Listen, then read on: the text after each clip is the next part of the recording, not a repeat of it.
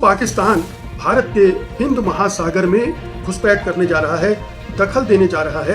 ये AIP class की, Hangor class की इनकी सबमरीन्स हैं जो काफी लंबे समय तक पानी के अंदर रह सकती हैं। इंडिया के पास तो खैर अभी एक भी इस लेवल की एआईपी क्लास की सबमरीन्स नहीं है। पाकिस्तान अब बंगाल की खाड़ी तक अपने रणनीतिक पहुंच बढ़ाने की योजना पर काम कर रहा है। बांग्लादेश बनने के बाद वो वहां से खदेड़ दिया गया था, लेकिन अब वो दोबारा उस इलाके में प्रवेश कर रहा है। ये बहुत ही अत्याधुनिक पनडुब्बी है और जो जिस तरह की पनडुब्बी भारत के पास फिलहाल नहीं है। और काफी तेजी से इनका मॉडर्नाइजेशन हो रहा है। जहाँ पे एयरफोर्स है या आर्मी है या नेवी है, ये मॉडर्नाइजेशन में काफी आगे निकल रहे हैं। इस नई पनडुब्बी का इस्तेमाल केवल अरब सागर तक सीमित नहीं रहेगा, बल्कि भविष्य में बंगाल की खाड़ी में भी पाकिस्तान अपनी सैन्य उपस्थिति दर्ज कराना चाहता है। 1971 में पाकिस्तान की का जो एक पनडुब्बी थी PNS हैंगोर, उसने इंडियन नेवी की INS खुखरी को डुबो दिया था। एक किस्म से कहा जाए तो हम बहुत ही ज्यादा इस लेवल पे हम पीछे चले गए।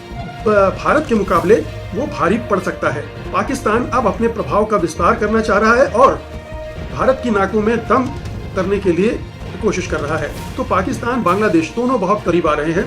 पाकिस्तान, बांग्लादेश और चीन, और ये तीनों मिलकर भारत को अगर घेरने की कोशिश कर रहे हैं। भारत के लिए हम जानते हैं कि बे ऑफ बंगाल का बहुत ही स्ट्रेटेजिक इंपॉर्टेंस है। उन्होंने स्पष्ट रूप से बंगाल की खाड़ी में पाकिस्तान की उपस्थिति बनाए रखने की बात कही है और इसलिए जब पाकिस्तानी प्रेजेंस वहां होगी तो इंडिया के लिए कुछ ना कुछ परेशानी तो खड़ी करेगी ही। हैंगोर अगर वहां उपस्थित हो जाती है तो हमेशा के लिए एक सिरदर्द भारत के लिए रहेगी।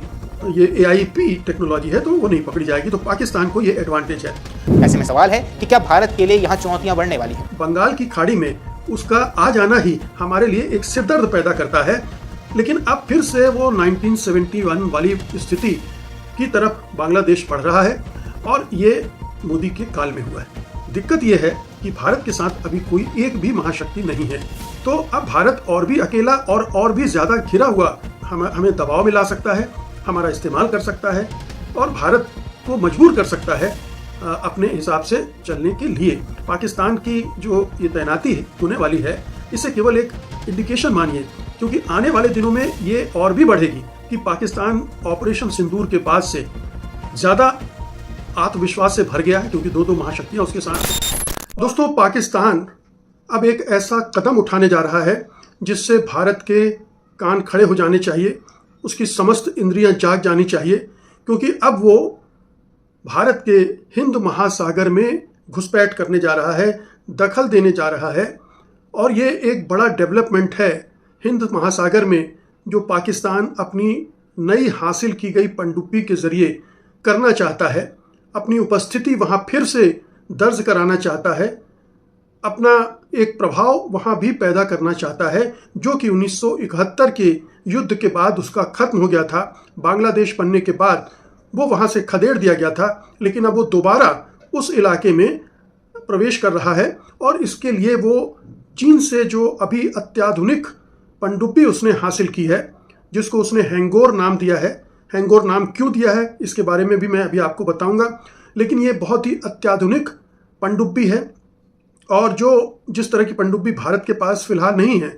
और उस पनडुब्बी की खासियत ये है कि वो 2, 4, 10 दिन नहीं बल्कि हफ्तों तक पानी के अंदर रह सकती है और उसे पकड़ना बड़ा मुश्किल होगा। इस खूबी के बारे में भी मैं अभी आपसे जानकारी शेयर करूंगा, लेकिन ये बता दूं कि ये जो पाकिस्तान के कमोडोर उमर फारूक हैं, उन्होंने अभी कहा है कि जो पनडुब्बी पाकिस्तान ने चीन से हासिल की है, उसको वो हिंद महासागर के में तैनात करेगा, जो कि 1971 के युद्ध के बाद पहली बार होगा। फारूक ने इसे गेम चेंजर भी बताया है। अब ये समझने की ज़रूरत है। देखिए, महत्वपूर्ण बात यह है जो मैंने अभी आपसे कहा कि हैंगोर नाम क्यों रखा गया है। हैंगोर नाम इसलिए रखा गया है कि 1971 में पाकिस्तान की का जो एक पनडुब्बी थी PNS हैंगोर, उसने इंडियन नेवी की INS खुखरी को डुबो दिया था। हालांकि पाकिस्तान उस युद्ध में हारा था, लेकिन ये उसके लिए एक बड़ी उपलब्धि थी। तो उस सिंबॉलिक सफलता के लिए उसने इसका नाम हैंगोर रखा है और उस हैंगोर को दोबारा वो हिंद महासागर में तैनात कर रहा है। ये एक महत्वपूर्ण बात है। अब ये हो क्यों रहा है, क्यों किया जा रहा है, पनडुब्बी को लेकर क्या योजनाएं हैं पाकिस्तान की, ये सब समझने की ज़रूरत है। तो सबसे पहले तो आपको ये बता दूं मैं कि पाकिस्तान चीन से ऐसी 8 पनडुब्बियां खरीद रहा है। 8 में से 4 तो वो सीधे चीन में बनी पनडुब्बियां होंगी और 4 पाकिस्तान में उनका असेंबल उनको किया जाएगा। और 200 पहली पनडुब्बी आई है, अब ये बाकी की पनडुब्बियां आती चली जाएंगी। और उसकी जो अभी कमी थी, पाकिस्तान के पास मुश्किल से 4 या 5 पनडुब्बियां थीं, अब ये 8 पनडुब्बियां आ जाएंगी, तो उसके पास नंबर अच्छा खासा हो जाएगा और ये सारी पनडुब्बियां अत्याधुनिक होंगी और भारत के मुकाबले वो भारी पड़ सकता है। हालांकि भारत के पास पनडुब्बियां हैं, लेकिन ये समझने की ज़रूरत है कि किस तरह से पाकिस्तान अब अपने प्रभाव का विस्तार करना चाह रहा है और भारत की नाकों में दम करने के लिए कोशिश कर रहा है। तो एक तो यह है कि बांग्लादेश जब से वहाँ से शेख हसीना हटी हैं, तो पाकिस्तान को वहाँ घुसने का मौका मिल गया है। उसके बाद जो सरकारें आई हैं, चाहे वो अंतरिम सरकार हो चाहे अब नई सरकार है, उससे पाकिस्तान के संबंध बेहतर हो गए हैं। सैन्य समझौते भी प्रगाढ़ होते जा रहे हैं। दोनों देशों की सेनाओं ने साझे सैन्य अभ्यास बढ़ा दिए हैं और ये माना जा रहा है कि अब बांग्लादेश को पाकिस्तान जहाज बेचने की भी पेशकश कर चुका है। तो पाकिस्तानी जहाज बांग्लादेश की सेना में हो सकते हैं, ये भी एक संभावना खुल रही है। तो पाकिस्तान बांग्लादेश दोनों बहुत करीब आ रहे हैं और इसे इस तरह से भी देखना जाना चाहिए कि चीन का क्या रोल है इसमें, क्योंकि हम सब जानते हैं कि बांग्लादेश में चीन अब अपनी पैठ बना रहा है। बांग्लादेश भी चीन की तरफ झुक रहा है क्योंकि भारत की मोदी सरकार के साथ उसके संबंध बहुत ख़राब हो गए हैं। बार बार वो बांग्लादेशी का मुद्दा उठाकर उन्होंने दोनों देशों के रिश्ते ख़राब कर लिए हैं। और दूसरे मुद्दे भी, जो बांग्लादेश में हिंसा हुई, वहाँ हिंदुओं को मारा गया, उसको लेकर भी ज़रूरत से ज़्यादा जो दुष्प्रचार भारत में हुआ, उसकी वजह से भी बांग्लादेश में भारत विरोधी भावनाएं भड़की हैं। तो एक तरफ तो भारत और बांग्लादेश के संबंध खराब हुए हैं, दूसरी तरफ चीन और बांग्लादेश के संबंध बेहतर हुए हैं और पाकिस्तान बांग्लादेश के संबंध बेहतर हुए। तो ये तिकड़ी एक बन रही है बांग्लादेश में, पाकिस्तान, बांग्लादेश और चीन, और ये तीनों मिलकर भारत को अगर घेरने की कोशिश कर रहे हैं तो इसमें कोई हैरत की बात नहीं होनी चाहिए। अब सवाल उठता है कि अगर केवल चीन ही इसके पीछे है या अमेरिका भी हो सकता है। पाकिस्तान जो कुछ कर रहा है उससे अमेरिका भली भांति वाकिफ है। तो पहली बात तो यह है कि हिंद महासागर में पाकिस्तान अपनी पनडुब्बी के साथ अब अपनी मौजूदगी बढ़ा रहा है।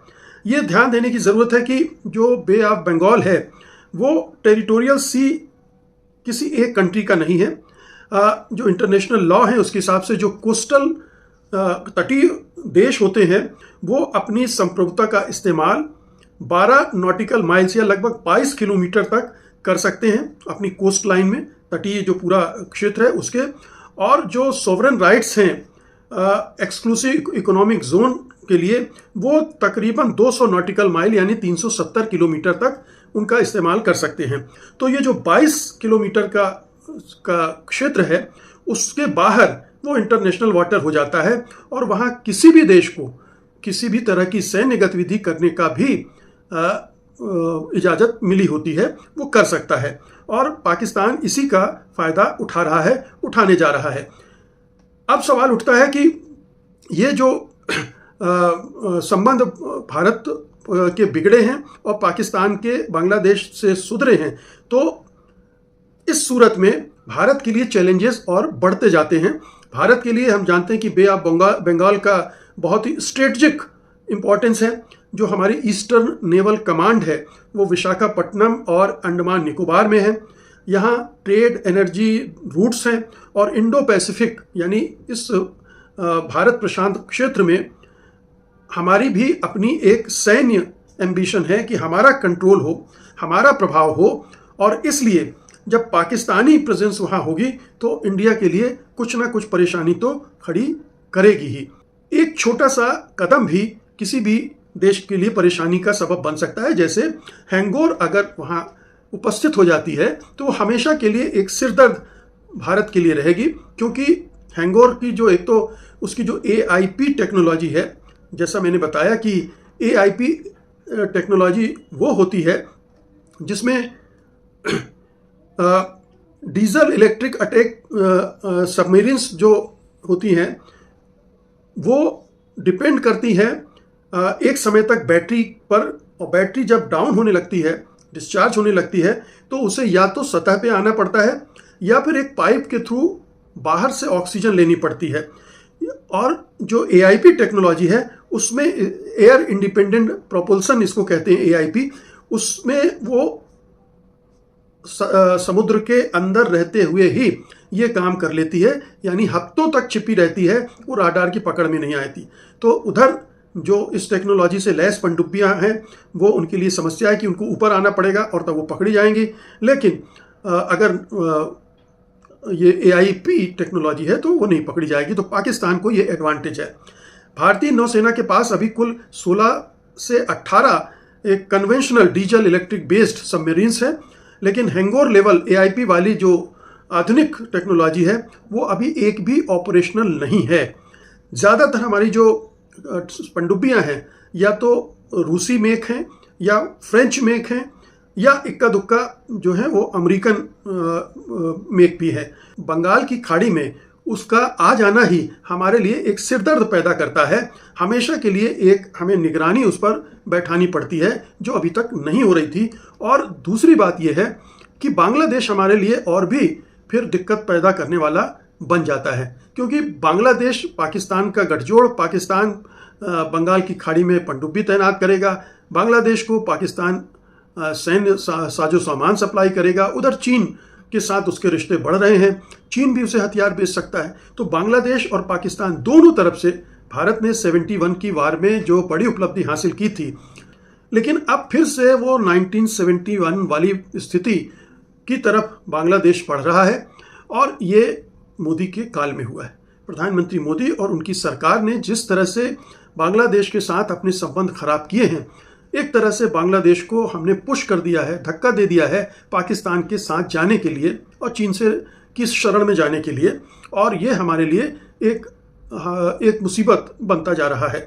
तो कहने का मतलब ये है कि पाकिस्तान भारत को परेशान करने के लिए, भारत को दिक्कत में डालने के लिए, या यूं कहें कि ये तो उसके पक्ष से देखें तो भारत के खिलाफ अपनी रणनीति को मजबूत करने के लिए नई नई चालें चल रहा है। और जो बंगाल के खाड़ी में वो अपनी तैनाती कर रहा है, ये उसी रणनीति, उसी चाल का हिस्सा है। और इसमें अगर दो महाशक्तियां एक साथ काम कर रही हों तो कोई हैरत की बात नहीं है। दिक्कत यह है कि भारत के साथ अभी कोई एक भी महाशक्ति नहीं है, यहाँ तक कि रूस भी पूरी तरह से भारत के साथ नहीं है।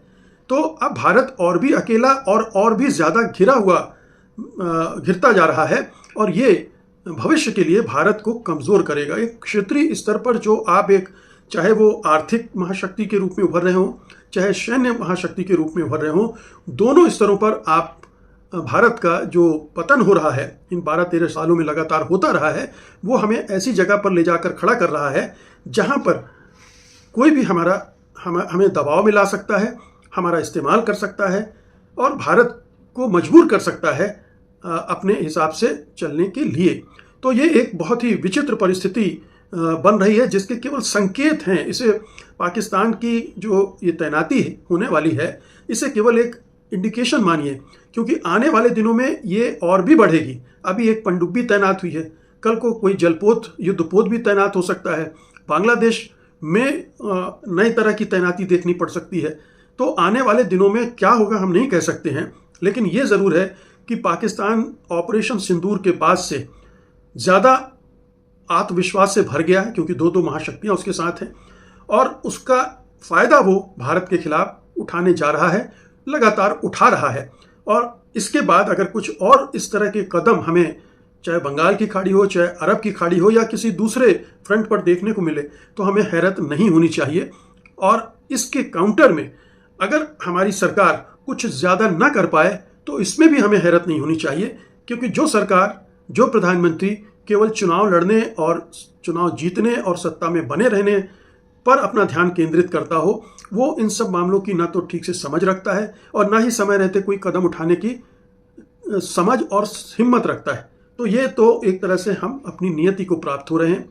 दोस्तों, पाकिस्तान को जो एआईपी सबमरीन्स मिली हैं, 4 मिली हैं, उसमें एक फंक्शनलाइज हो गई है या ऑपरेशनलाइज हो गई है, ये खबर अभी आई है। बीच में उसको कोलंबो के आसपास भी देखा गया था, शायद वहां से वो अब पहुंच गई है और पाकिस्तान के अंदर काफी जश्न है इसको लेकर। और टोटल बाकी 3 और भी जो तैयार हो चुकी हैं, वो भी मुझे लगता है कुछ ही हफ्तों के अंदर पाकिस्तान को मिल जाएंगी। इसके अलावा 4 और पाकिस्तान के अंदर बन रही हैं और वो भी अगले 2-3 साल के अंदर बनाकर तैयार कर देंगे क्योंकि वो भी चाइना की हेल्प से बन रही हैं। सिर्फ यहाँ पर असेंबलिंग होगी उसकी, लेकिन चाइना की जो स्पीड है शिप्स को बनाने की, सबमरीन को बनाने की, वो एक एस्टॉनिशिंग स्पीड है। जिस स्पीड से वो बनाते हैं, जो स्केल है उनका, वो काफी बड़ा है। ये एआईपी क्लास की, हंगोर क्लास की इनकी सबमरीन्स हैं जो काफी लंबे समय तक पानी के अंदर रह सकती हैं। इंडिया के पास तो खैर अभी एक भी इस लेवल की एआईपी क्लास की सबमरीन्स नहीं है। हालांकि इंडिया के पास 2 न्यूक्लियर सबमरीन्स भी हैं और कुछ किलो क्लास वाली पहले पुरानी वाली थी, कुछ अभी नई आई हैं, तो करीब 6 नई सबमरीन्स भी हैं इंडिया के पास, लेकिन वो एआईपी क्लास की नहीं, उससे लोअर क्लास की सबमरीन्स हैं। लेकिन पाकिस्तान को कन्वेंशनल लेवल में जो डीजल इलेक्ट्रिक की ये सबमरीन्स होती हैं, उसके अंदर अगर उसको ये मिला है तो ये बहुत बड़ा उनका अचीवमेंट है और काफी तेजी से इनका मॉडर्नाइजेशन हो रहा है। जहाँ पे एयरफोर्स है या आर्मी है या नेवी है, ये मॉडर्नाइजेशन में काफी आगे निकल रहे हैं इस टाइम। और इंडिया को इस टाइम जरूरत है। 6 का एग्रीमेंट किया है जर्मनी से, अभी तक एग्रीमेंट ही फाइनल नहीं हुआ। 10-12 साल से हालात ऐसे हो चुके हैं। तो कब एग्रीमेंट होगा, कब वो बनाना शुरू करेंगे, तो 2035 से पहले अगर अब एग्रीमेंट हो जाता तो पहले मिलने की मुझे कोई उम्मीद नजर नहीं आती। तो मिनिमम 2035 तक का वेट करना पड़ेगा। एक किस्म से कहा जाए तो हम बहुत ही ज्यादा इस लेवल पे हम पीछे चले गए हैं। पाकिस्तान एक बार फिर हिंद महासागर क्षेत्र में अपनी नौसैनिक मौजूदगी को मजबूत करने की दिशा में बड़ा कदम उठाता हुआ नजर आ रहा है। चीन के सहयोग से अपने नौसेना का आधुनिकीकरण कर रहा पाकिस्तान अब बंगाल की खाड़ी तक अपने रणनीतिक पहुंच बढ़ाने की योजना पर काम कर रहा है। हाल ही में पाकिस्तानी नौसेना ने चीन में निर्मित अपने पहले हैंगोर क्लास पनडुब्बी को अपने बेड़े में शामिल किया है और इसके साथ ही इस क्षेत्र में उसकी महत्वाकांक्षाएं भी स्पष्ट होने लगी हैं। पाकिस्तानी नौसेना के वरिष्ठ अधिकारियों के हालिया बयानों से संकेत मिला है कि इस नई पनडुब्बी का इस्तेमाल केवल अरब सागर तक सीमित नहीं रहेगा, बल्कि भविष्य में बंगाल की खाड़ी में भी पाकिस्तान अपनी सैन्य उपस्थिति दर्ज कराना चाहता है। यदि ऐसा होता है तो 1971 के भारत पाकिस्तान युद्ध और बांग्लादेश के निर्माण के बाद यह पहला अवसर होगा जब पाकिस्तान इस क्षेत्र में किसी सार्थक नौसैनिक मौजूदगी का प्रयास करेगा। हालांकि सवाल यह है कि क्या पाकिस्तान वास्तव में बंगाल की खाड़ी में शक्ति संतुलन को प्रभावित कर पाएगा या फिर केवल प्रतीकात्मक और राजनीतिक संदेश देने की पूरी कोशिश है। इस पूरे घटनाक्रम को समझने के लिए हैंगोर पनडुब्बी, पाकिस्तान बांग्लादेश संबंधों और भारत की सामरिक स्थिति को विस्तार से समझना बेहद जरूरी है। दरअसल पाकिस्तान नौसेना आने वाले वर्षों में कुल 8 हैंगोर क्लास पनडुब्बियों को अपने बेड़े में शामिल करने की योजना पर काम कर रही है। इन पनडुब्बियों का निर्माण चीन की सहायता से किया जा रहा है और इनका उद्देश्य पाकिस्तान की पुरानी फ्रांसीसी मूल की अगस्टा श्रेणी की पनडुब्बियों को बदलना है।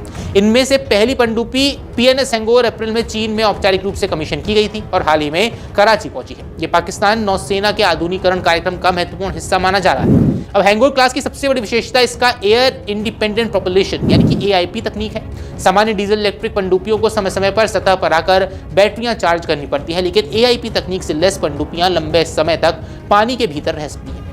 इससे उनकी गोपनीयता बढ़ जाती है और दुश्मन के रडार या निगरानी प्रणालियों के लिए उन्हें ट्रैक करना बेहद मुश्किल हो जाता है। युद्ध की स्थिति में ऐसी पनडुब्बियां समुद्र में लंबे समय तक छिपकर निगरानी, हमला और खुफिया जानकारी जुटाने जैसे मिशन को अंजाम देने में सक्षम होती हैं। यही वजह है कि पाकिस्तान इसे अपने नौसैनिक शक्ति में एक बड़े बदलाव के रूप में भी देख रहा है। अब हैंगोर नाम पाकिस्तान के लिए केवल एक सैन्य प्लेटफॉर्म नहीं बल्कि एक ऐतिहासिक और भावनात्मक प्रतीक भी है।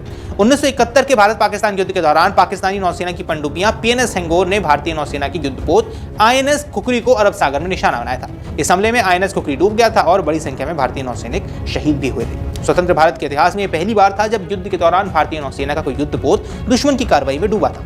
पाकिस्तान आज भी इस घटना को अपनी नौसेना की सबसे बड़ी सफलताओं में से एक मानता है। अब यही कारण है कि पाकिस्तान द्वारा ये नई पनडुब्बी का नाम हैंगोर रखना केवल तकनीकी नहीं बल्कि मनोवैज्ञानिक और प्रतीकात्मक महत्व भी लगता है। हाल ही में पाकिस्तानी नौसेना के कमांडर उमर फारूक ने श्रीलंका में आयोजित एक कार्यक्रम के दौरान इस नई पनडुब्बी को गेम चेंजर बता दिया। उन्होंने कहा कि हैंगोर क्लास पनडुब्बी के शामिल होने से पाकिस्तान को हिंद महासागर क्षेत्र में अपनी परिचालन क्षमता बढ़ाने का अवसर मिलेगा। सबसे महत्वपूर्ण बात यह रही कि उन्होंने स्पष्ट रूप से बंगाल की खाड़ी में पाकिस्तान की उपस्थिति बनाए रखने की बात कही है। अब ये बयान ऐसे समय पर आया है जब पाकिस्तान और बांग्लादेश के बीच संबंधों में तेजी से सुधार देखने को मिल रहा है। अब विश्लेषक मानते हैं कि यदि पाकिस्तान को बांग्लादेश के बंदरगाहों और समुद्री ढांचों तक सीमित या नियमित पहुंच मिलती है तो बंगाल की खाड़ी में अपनी उपस्थिति को पहले की तुलना में ज्यादा प्रभावी ढंग से दर्ज करा सकता है। पिछले कुछ वर्षों में पाकिस्तान और बांग्लादेश के रिश्तों में उल्लेखनीय बदलाव भी आया है।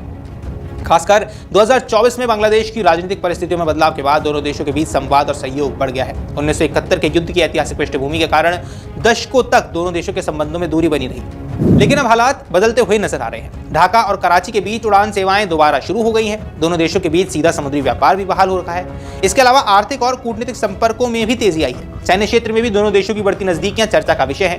दरअसल नवंबर 2025 में पाकिस्तानी युद्धपोत PNS सैफ ने चट्टोग्राम बंदरगाह का दौरा किया था। 1971 के बाद यह पहली बार था जब किसी पाकिस्तानी युद्धपोत ने बांग्लादेश की यात्रा की हो। रिपोर्ट्स में भी दावा किया गया कि दोनों देश रक्षा सहयोग, सैन्य प्रशिक्षण, खुफिया जानकारी साझा करने और संयुक्त अभ्यासों को संस्थागत रूप देने पर विचार कर रहे हैं। अब अगर ऐसा होता है तो पाकिस्तान को बंगाल की खाड़ी क्षेत्र में रणनीतिक लाभ भी मिल सकता है। आइए अब ऐसे में समझते हैं भारत के लिए क्यों महत्वपूर्ण है बंगाल की खाड़ी।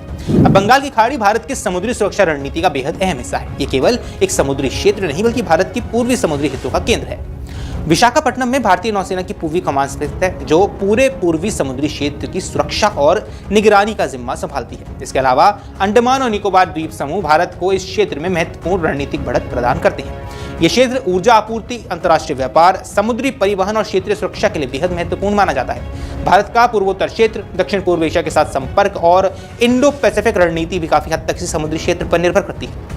बंगाल की खाड़ी के आसपास Bharat, Bangladesh, Myanmar, Thailand, Malaysia, Indonesia और श्रीलंका जैसे महत्वपूर्ण देश स्थित हैं। इसलिए यहां होने वाली किसी भी सैन्य गतिविधि का व्यापक भू राजनीतिक प्रभाव पड़ सकता है। ऐसे में सवाल है कि क्या भारत के लिए यहां चुनौतियां बढ़ने वाली हैं? अगर पाकिस्तान अपनी पनडुब्बियों को बंगाल की खाड़ी में तैनात करता है तो यह कानूनी रूप से संभव हो सकता है। यह तय है कि पाकिस्तान की नई समुद्री रणनीति आने वाले वर्षों में दक्षिण एशिया और हिंद महासागर क्षेत्र की सुरक्षा राजनीति को नई दिशा देगी। भारत भी अंडमान निकोबार द्वीप समूह, पूर्वी नौसेना कमान और आधुनिक नौसैनिक प्लेटफॉर्म्स के जरिए अपनी बढ़त बनाए रखने की कोशिश करेगा और उसको तेज भी कर रहा है। ऐसे में बंगाल की खाड़ी आने वाले समय में एशिया की सबसे महत्वपूर्ण सामरिक प्रतिस्पर्धाओं में से एक का केंद्र बनती हुई नजर आ सकती है।